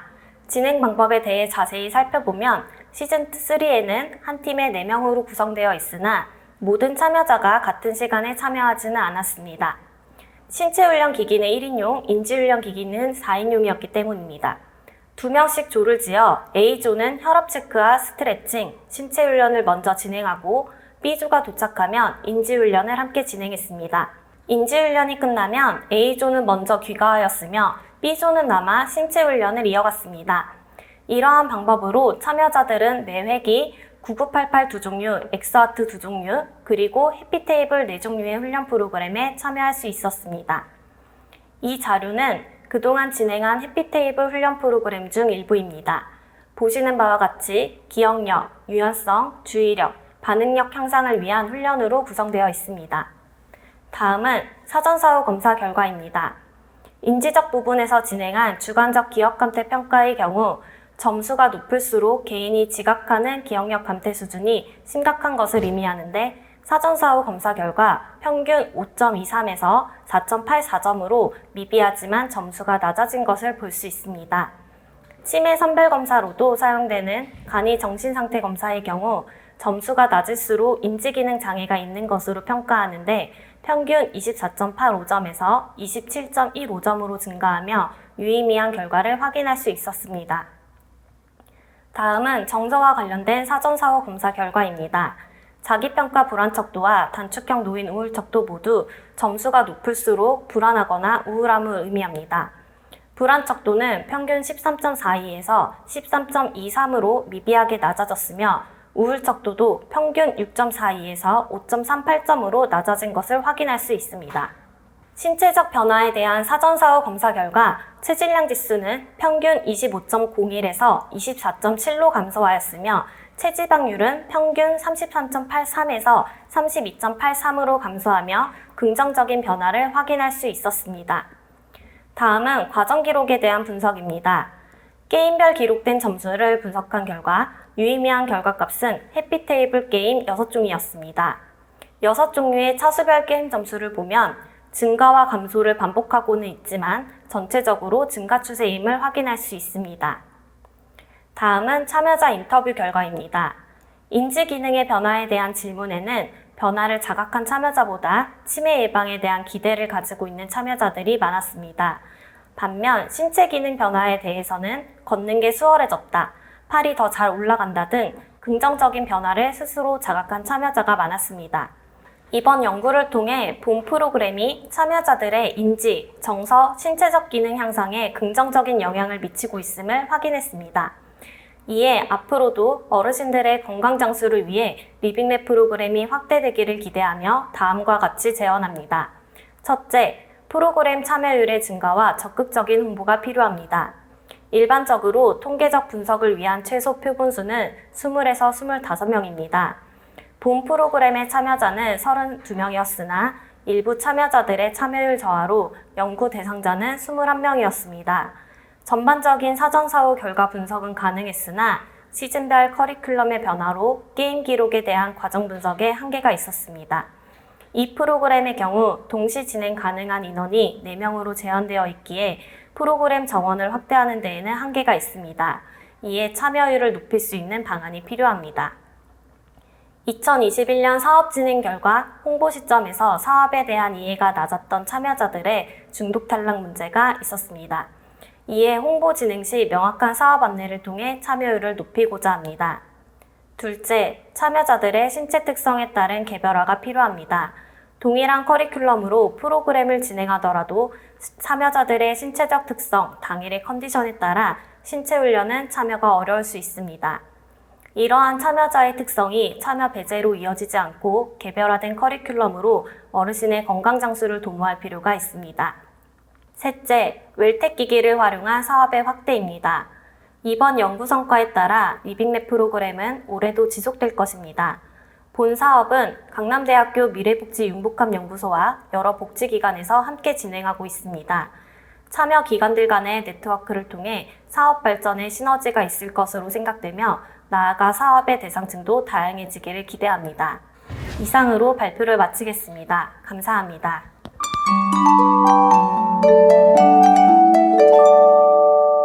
안녕하세요. 저는 강남종합사회복지관의 지역조직화팀 이민지 대리입니다. 저는 지역통합운동을 활용한 마을공동체 형성 성과에 대한 실증 연구로 하늘공동체 사업보고를 발표하겠습니다. 발표에 앞서 이번 사업보고 내용 중 하늘공동체의 인식기부터 안정기까지의 내용은 2017년 서울시 복지재단의 현장연구 지원 사업을 통해 작성된 연구보고서를 참고하였습니다. 저의 발표 순서는 보시는 바와 같습니다. 하늘공동체는 2010년부터 기관에서 전사적으로 운영한 주민조직화 사업입니다. 지역 내 영구임대 아파트 입주민들의 관리비 체납 등 경제적 어려움이 발생하자 단순 위기 지원을 통한 문제 해결에서 나아가 지역 주민 간의 물품, 재능, 노동력 거래를 통해 경제적 어려움과 다양한 욕구를 해소하고자 지역화폐를 활용하여 전개한 다자간 품앗이 활동입니다. 강남복지관은 이 하늘공동체를 하나의 시스템으로 정착시켜 지역 주민 간 상부상조할 수 있는 환경을 마련하여 순환형 복지 환경을 구축하고자 하였습니다. 먼저 지역화폐에 대해 설명드리고자 합니다. 지역화폐는 지역 내에서 유통되는 자체적 화폐로서 공동의 가치를 추구하는 구성원 간에 유통됩니다. 지역화폐를 통해 거래 주체는 경제적 관계와 사회적 관계를 맺을 수 있습니다. 하늘공동체를 원활하게 운영하기 위해 다양한 운영체계가 구성되어 있습니다. 먼저 거점기관은 하늘공동체의 활동 공간으로서 복지관 지하 1층에 있습니다. 이곳에서는 회원가입과 지역화폐 계좌를 개설할 수 있고 입고된 물품을 거래할 수 있는 장소가 마련되어 있습니다. 두 번째 운영체계는 운영위원회입니다. 참여회원으로 구성된 하늘공동체의 실질적인 운영 주체로서 하늘공동체 운영에 관한 규정을 제정하고 개정하는 역할을 수행합니다. 다음은 참여회원입니다. 서울 강남구에 거주하는 20세 이상 주민이면 누구나 가입 가능합니다. 회원은 자발적으로 자신의 자원을 공유하고 지역화폐 계좌가 균형 상태에 이르도록 노력해야 합니다. 네 번째는 가맹점입니다. 지역 상점이 하늘공동체에 참여하여 지역화폐를 사용 가능할 수 있도록 한 업체입니다. 가맹점으로 가입하게 되면 물품이나 서비스의 가격에서 일정 비율을 하늘로 지불하여 거래할 수 있습니다. 하늘공동체에 가입하게 되면 참여회원은 원하는 물품이나 재능, 노동력 등의 품을 거점기관에 신청하거나 이미 거점기관에 입고된 물품을 바로 거래할 수 있습니다. 거래한 내역은 거점기관에 비치된 거래장부에 수기로 작성합니다. 거점기관에서는 거래 내역과 지역화폐 한울 잔액을 정리하여 회원에게 공지합니다. 지금부터 하늘공동체의 10년을 5개의 시기로 구분하여 설명드리고자 합니다. 먼저 인식기입니다. 이 시기는 기관 내적으로 사업의 필요성을 인식하고 사업 추진을 위해 서울시 주택국에 사업을 제안하였습니다. 체계적인 사업 추진을 위해 전문가 자문회의를 진행하였으며 대전 한반레츠를 방문하여 벤치마킹을 진행하였습니다. 인식기에서 가장 중요한 지점은 과연 이 사업이 우리 지역사회에 정말 필요한 사업인가라는 질문에 답을 찾는 것이었습니다. 이를 위해 기관 직원들이 스스로 납득하고 공감할 수 있도록 사업에 대한 이해를 높이기 위한 사전 작업의 과정이 진행되었습니다. 형성기에는 사업을 알리고 주민의 참여를 이끌어내기 위한 노력이 이루어진 시기입니다.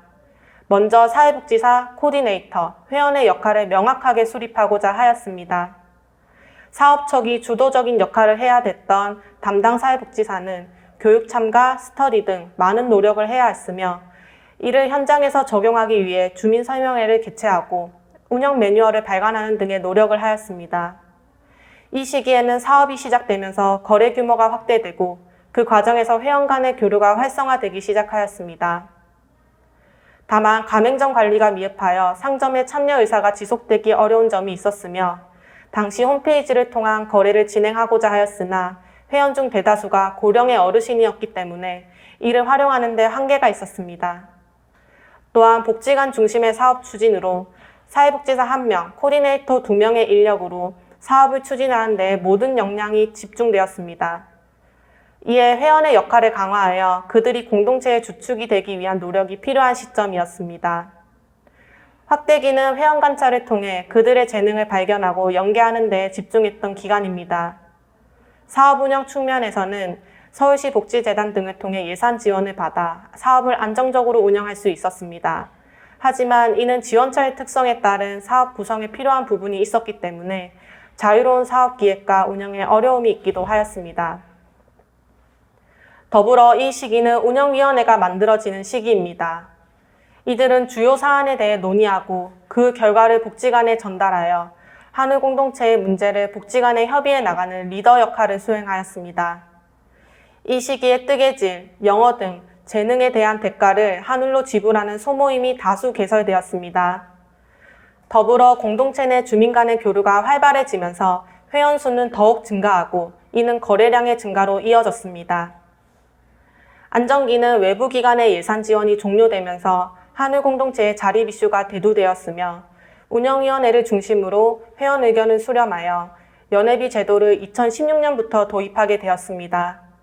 연회비 제도를 통해 2015년까지 700여 명의 회원 수 중 많은 일회성 참여 회원이 정리되었으며 지속적으로 한울 공동체에 참여하고자 하는 100여 명의 진성 회원을 확인할 수 있었습니다.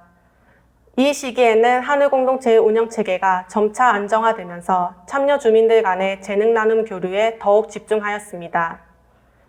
당시 사회복지사는 사업 초기에 공동체에 개입하고 기획하던 역할에서 벗어나 회원들을 지지하고 주체적으로 운영해 나갈 수 있는 조력하는 역할로 변화하였습니다.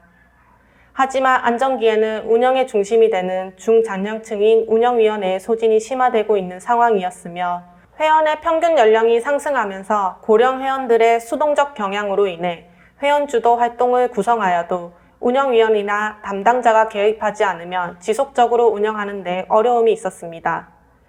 마지막으로 성찰기입니다. 2019년에는 회원 활동이 물품 거래에 집중되었습니다. 한우를 활용할 수 있는 다양한 콘텐츠의 부족과 품거래를 통한 긍정적 경험의 부재라는 상황이 지속되면서 한울 공동체의 전반적인 재정비가 필요하다고 판단하였습니다. 이에 거점 공간의 환경 개선을 통해 물품 중심의 구조보다 회원이 만나 서로 소통할 수 있는 공간으로 재조성하였습니다. 더불어 거래 후 실시간으로 한울 잔액을 확인할 수 있도록 전자포인트 시스템을 도입하였습니다. 그리고 소모임 운영 방식을 개선하여 모임 활동비를 지원하였습니다. 활동 기간과 방학 기간의 가이드라인을 마련하여 소모임 운영의 세부 체계를 마련하였습니다. 이 시기에는 적립한 한울이 마이너스인 회원들이 증가하고 활동을 집중적으로 한 회원은 고액 한울을 보유하게 되면서 회원들 간의 한울 불균형이 가속화되었습니다. 한울 공동체는 코로나19 확산으로 2020년 2월부터 무기한 운영 중단을 맞이하였습니다. 대부분 참여 회원이 감염병에 취약한 어르신이며 환기가 어려운 구조인 지하 활동 공간은 사업 운영이 불가능하였습니다. 이 과정에서 비대면 활동을 위한 노력 또한 있었습니다. 사회적 거리두기가 하향된 시기에 온라인 활동을 위한 네이버 밴드 교육을 진행하였습니다. 하지만 스마트폰 사용법에 미숙한 고령 회원들에게는 일회성 교육으로 그칠 수밖에 없었습니다. 더불어 제한적으로 소모임 운영을 재개하기도 하였습니다. 그러나 한울 거래가 제한되는 상황에서 지역 카페라는 매체가 없더라도 소모임은 공간과 모임 지원을 통해 타 주민 모임과 차별점이 없다는 것을 인지하게 되었습니다. 2021년 또한 집합 제한으로 인해 한울 공동체의 대면 활동은 여전히 어려웠습니다. 이러한 과정에서 담당자와 기관은 한울 공동체의 본질적인 한계를 인정하고 사업 운영 전환을 결정하게 되었습니다. 2022년은 운영 전환을 위한 과정으로 진행됩니다. 먼저 지역 카페 한울로 거래하는 시스템을 종료하게 됩니다. 한울 공동체의 각 회원이 적립한 한울은 적극적으로 활동하였다는 근거로 볼 수 있습니다. 이에 회원이 적립한 한울을 사용할 수 있도록 올해 10월까지 회원 참여 프로그램을 운영하고자 합니다. 복지관은 회원들의 평균 연령 상승, 운영위원과 주민 리더의 소진 등의 문제들로 이제 새로운 변화가 필요한 시점이라는 것에 동의하였습니다. 이에 한울 공동체의 사업 운영 전환 이후에 복지관 지역 조직화 사업의 방향과 의지를 말씀드립니다. 첫째, 코로나19로 위축된 주민들의 활동성을 증진하고 관계망을 확대하고자 합니다. 둘째, 한울 공동체가 이루어낸 성과이자 고유 가치인 지역에서 서로 기여하고 재능을 나누고 상생하는 순환형 복지 환경 구축은 앞으로의 지역 조직화 사업에 반영될 것입니다. 셋째, 재개발, 재건축으로 일어나는 지역사회 변화에 대응하고 취약계층을 포함한 기존 주민과 신규 주민이 어우러질 수 있도록 대응하고자 합니다. 이상 발표를 경청해 주셔서 감사합니다.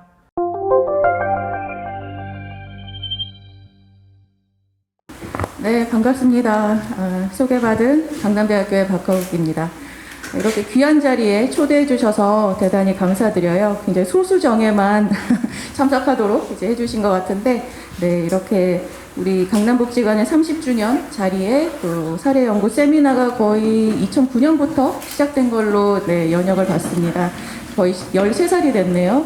그래서 정말 이러한 꾸준한 노력을 하시기가 정말 쉽지 않은데 이렇게 귀한 자리에 이제 저를 초대해 주셔서 대단히 감사합니다.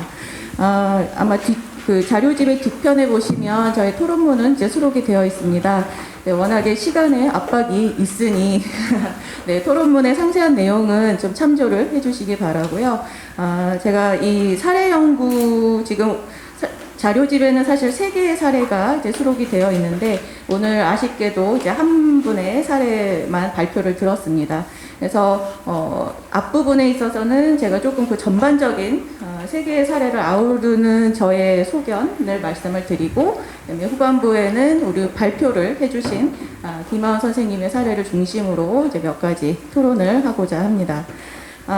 뭐 워낙에 현장에 계신 분들은 잘 아시겠지만 우리 사례관리라는 이 실천 방법이 굉장히 한국 사회에 각광을 받게 된 것은 그렇게 오랜 시간은 아닙니다. 그래서 물론 이제 2000년 시점으로 이렇게 관심을 많이 갖게 되었고 2005년도부터는 뭔가 이게 본격적인 시범 사업들을 이제 뭐 공공이나 민간 영역에서 이제 추진을 하셨고 그런 맥락 속에서 우리 강남복지관에서도 2009년도부터는 뭔가 이 사례 관리라는 실천 방법에 대해서 이것이 우리나라에 어떻게 하면 토착화 될 것인가에 대해서 정말 현장과 학계를 연결하는 이런 세미나 연구를 지속적으로 수행해 주신 것 같습니다. 그래서 그러한 내용들의 이제 노력의 결과로 지금 저희 이 3가지 사례를 제가 검토를 했을 때 이제는 어느 정도 강점 관점에 기반한 사례 관리라는 것을 어떻게 수행해야 하는가에 대해서는 체득화가 되신 것 같다는 생각이 들었어요.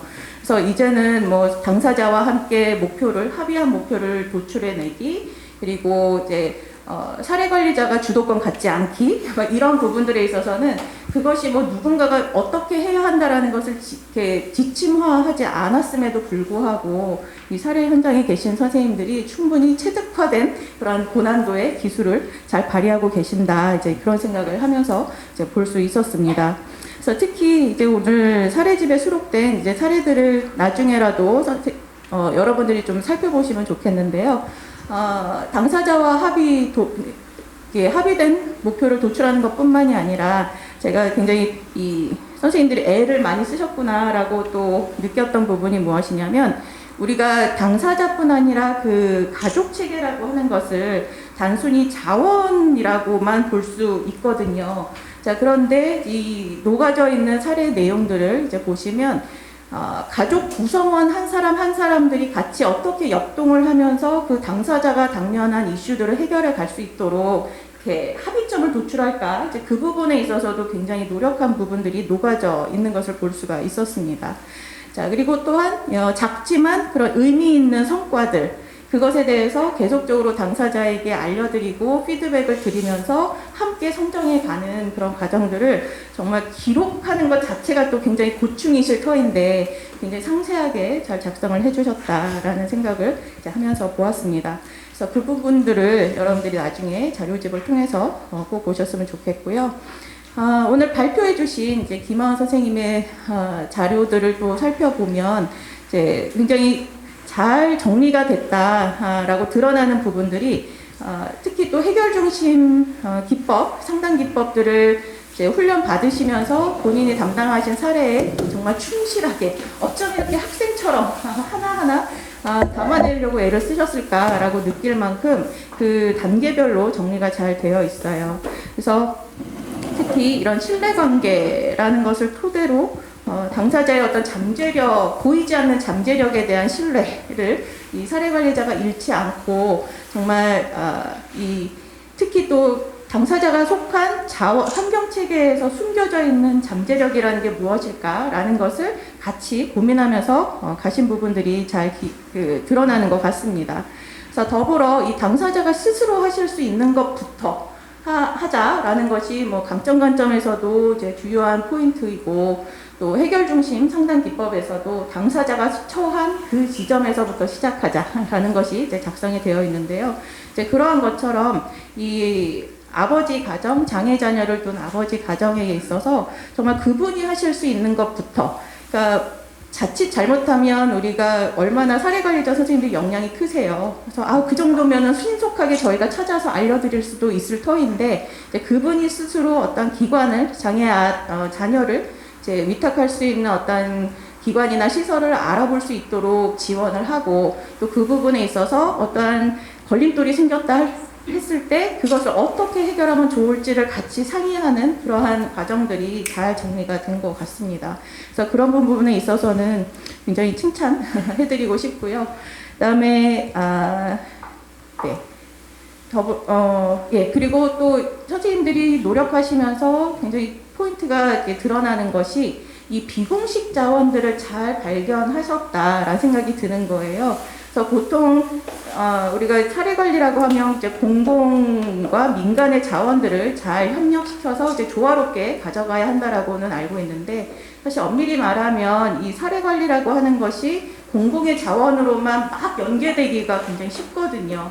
그렇게 되면 나중에 공공의 자원이라는 속성상 이것이 얼마나 지속 가능할까, 소위 욕구가 많으신 분들이 다 막 대기자 명단에 있을 터인데 이제 그 자원, 독특한 자원을 한 분의 당사자에게만 집중할 수가 없는 이런 맥락을 생각했을 때 이제 차차로 그 당사자가 살고 계시는 가장 내추럴한, 가장 자연스러운 일상생활 속에서 이 사례관리 서비스가 종결이 되더라도 그분의 삶에 큰 타격이 되지 않도록 이 비공식 자원들이 그것을 계속적으로 채워나갈 수 있도록 확장시키는 것이 저는 사례관리자의 전문성이라고 생각이 들거든요.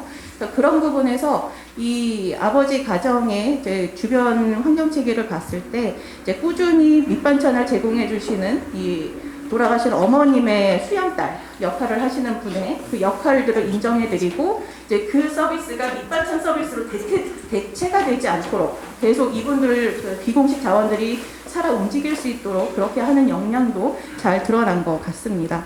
그래서 이런 기록 부분에 있어서 사실 선생님들이 되게 겸손하세요. 그래서 선생님들이 충분히 노력을 하신 거를 막상 작성을 하시려다 보니 굉장히 겸손하게 작은 부분인 것처럼 작성을 하셨지만 저는 그 부분에 있어서는 굉장히 높이 평가 받으셔야 한다라는 생각이 듭니다. 그래서 앞으로라도 이렇게 해결 중심 그 상담 기법을 많이 적용을 하신다면 이 장기간 동안 정말 만성적인 욕구를 갖고 계시기 때문에 보통 사례관리 이용자분들의 서비스 기간이 굉장히 장기화될 수 있는 위험이 있음에도 불구하고 이 해결중심 상담기법이 지향하는 바가 단기 개입이잖아요.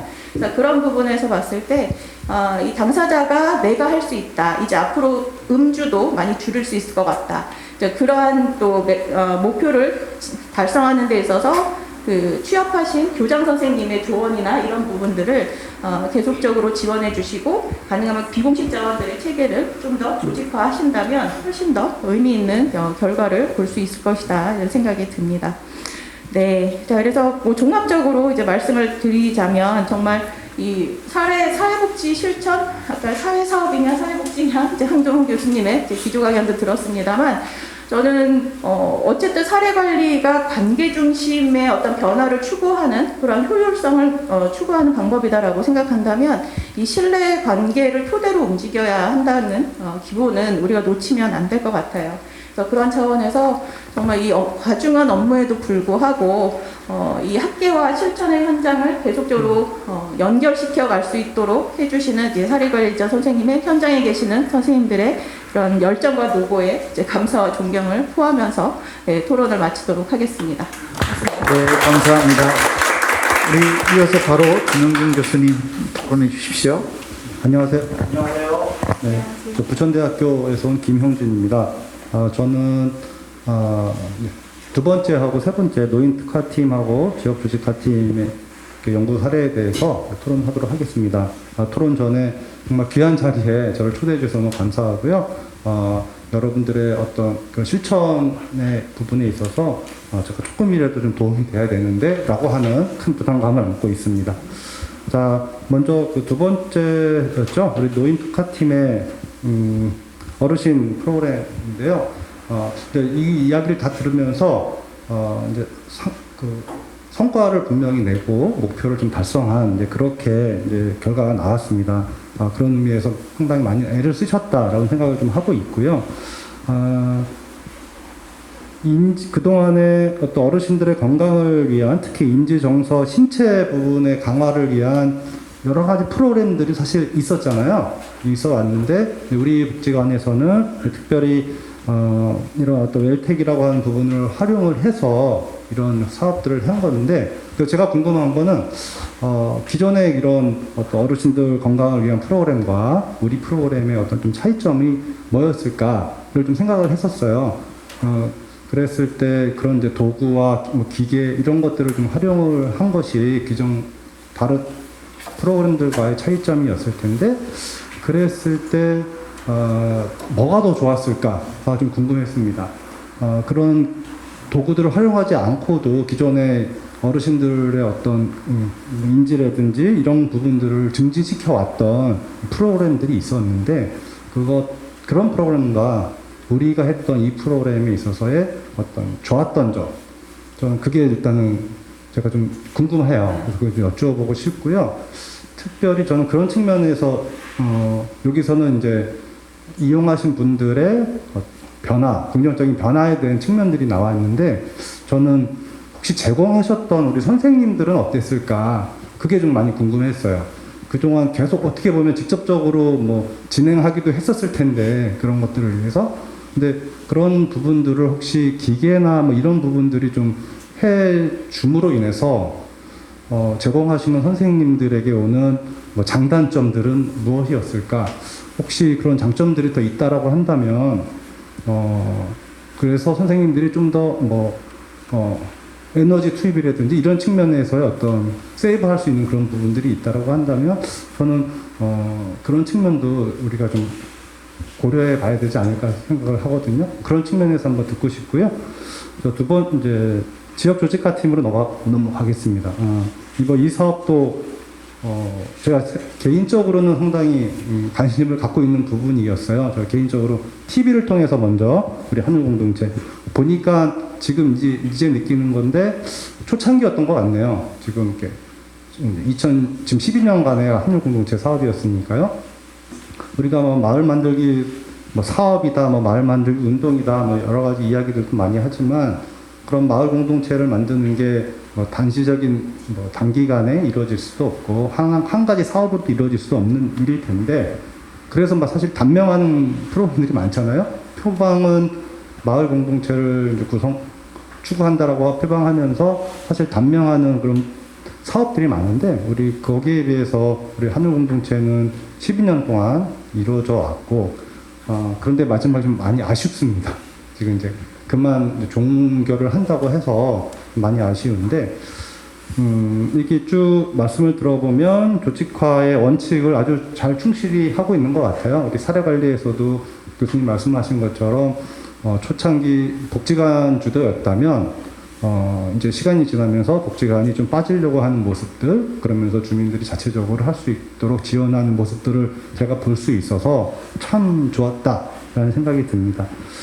이후에 어떤 종결을 하게 되어서 그 이유가 저는 되게 이제 이제 중요할 거라고 생각을 합니다. 그것이 하늘 공동체 사업의 어떤 성과들을 우리가 좀 이어가야 될 것 같은데요.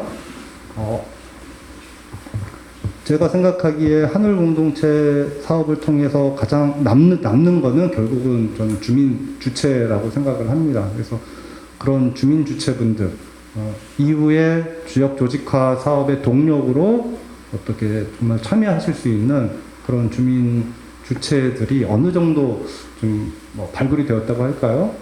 그런 부분이 상당히 궁금해서 질문하는 걸로 토론을 가름하겠습니다. 네, 감사합니다. 우리 박하옥 교수님 또 김영균 교수님 귀한 토론 해주셔서 감사합니다. 우리 시간이 많지 않아서 어쩔 수 없이 조금 한 번씩 돌아가면서 별로 제가 선호하는 방법은 아니지만 그래도 오늘 이렇게 인생이 또 뜻대로 안 되는 게 인생이잖아요. 그래서 약간 고수도 방향으로 이렇게 오른쪽으로 웃자고 말했는데 실없는 얘기를 했어요. 반을 찾아야 될 것 같아요. 자, 어쨌든 우리 김하은 선생님부터 지금 토론 내용을 접하시고 또 발표하시면서 좀 미진한 부분 한 1분 이내로 좀 말씀해 주시면 좋겠습니다.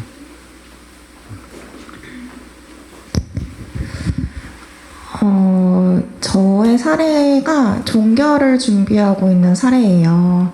사실 사례 관리자들이 항상 종결에 대해서 고민을 많이 하고 있는데 사례 관리의 기간이 길어지면 길어질수록 당사자는 기관에 대한 그런 자립이 아니라 의존감이 생길 수 있기 때문입니다. 그래서 저희는 사례 관리 과정 안에 당사자가 참여할 수 있는 과정들을 최대한 많이 넣고 스스로 해결할 수 있는 힘을 기르고 역량을 강화시킬 수 있도록 조력을 하면서 이번 사례도 올해는 그런 종결을 준비하는 사례로 나아가고 있는 사례입니다.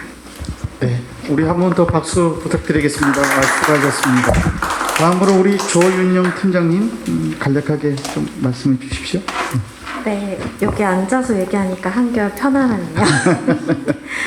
우선은 김영준 교수님께서 질의해 주셨던 부분을 두 가지 좀 결합해서 말씀을 드리자면은 웰텍 기반의 프로그램 같은 경우는 아무래도 기존 프로그램과는 달리 조금 진행 과정이 자동으로 기록이 되는 부분들이 있어요.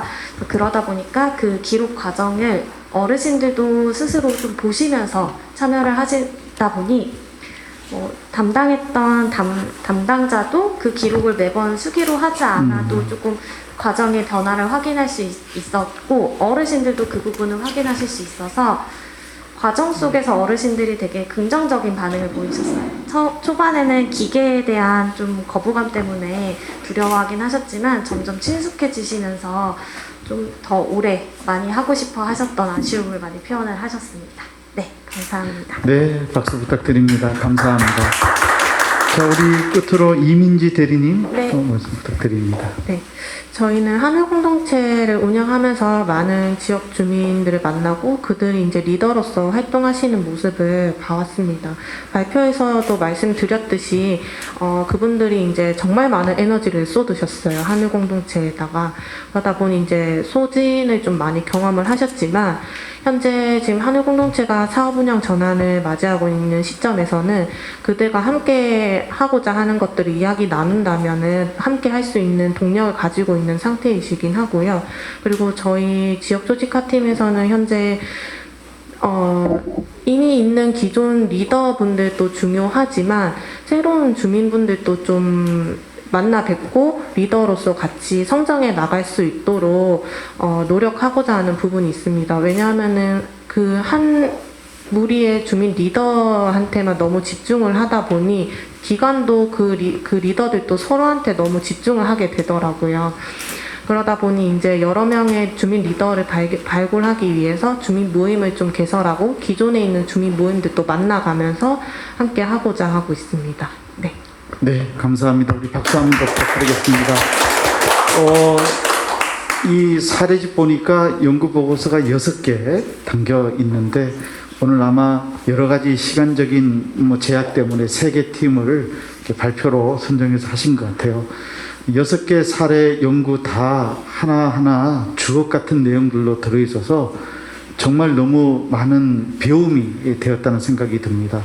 강남종합사회복지관 30년 동안 지금까지 참 올곧게 정말 성실하게 걸어오시고 달려오셨는데 어떻게 오늘 저게 참여해 보니까 저도 우리 박아욱 교수님 늘 열심히 현장과 소통하시는 거 알고는 있었지만 이 보고서 내용을 조금 이렇게 읽다 보니까 이미 코멘트도 많이 주셨고 사례 관리에 선한 영향력을 많이 끼쳐 주셔서 그래서 이렇게 또 다 어떻게 보면 산학이 좀 협력해서 좋은 모델을 만들어 가시구나 그런 생각을 했습니다. 그리고 우리 김용준 교수님도 굉장히 중요한 포인트를 잘 짚어서 질문을 해 주셔서 오늘 또 짧은 시간이지만 또 답변을 통해 조금 더 보완이 되었다는 생각이 듭니다. 이제 마무리를 해야 될 것 같습니다. 좀 이 플로어에서도 질의응답을 받아야 되는데 주어진 4시까지 시간이었는데 그래도 한 5분 정도 이렇게 늦어지는 것은 아주 아름다운 마무리라고 생각합니다. 원래 교수는 자기 자랑하면서 쾌감을 느끼는 존재인데 아무리 자랑해도 반응이 없는 걸 보니까 갑자기 좀 마음이 좀 무거워지기도 하는데 어쨌든 그러나 여러분들 마스크 속에 미소 짓는 모습을 상상해 보면서 오늘 이 30주년을 기념하는 뜻깊은 사례연구 발표회까지 마무리해야 되겠다 싶습니다. 제가 마지막으로 참 좋아하는 함석근 선생님이 쓰신 님이 오시면이라는 시가 있는데요. 그 시 소개드리고 오늘 끝낼까 합니다. 사랑하는 임을 기다리면서 시의 화자가 막 열심히 청소를 하고 있어요. 근데 하도 오랫동안 청소를 안 하다 보니까 닦아도 이게 때가 안 가시는 거예요. 그런데 너무 피곤해서 깜빡 잠이 들었는데 이미 벌써 오신 거예요. 청소가 덜 끝났는데. 그래서 우왕좌왕하고 있는데 이미 그 시의 화작이 이렇게 얘기합니다. 이에 저에 쓸지 마라 닦지 마라. 그리고는 쭉 전체 시를 요약하면 이런 내용을 합니다. 내가 네 마음 다 안다. 내가 네 마음 다 안다. 고생하고 수고한 거 다 안다. 힘내. 이런 메시지입니다. 강남종합사회복지관 다 네 마음 안다라고 지역 주민들이 마음속에 담고 있을 겁니다. 그거 바라보고 지금까지 그리 해오셨던 것처럼 겸손하게 그러나 당당하게 그러면서도 전문가로서의 모델링을 세워나가는 강남종합사회복지관이 걸어가는 길이 한국사회복지관의 길이 될 수 있도록 여러분들이 한 걸음 한 걸음 그 걸음을 힘차게 걸어 나가 주시기를 소원하면서 오늘 모든 순서를 마무리하겠습니다. 감사합니다.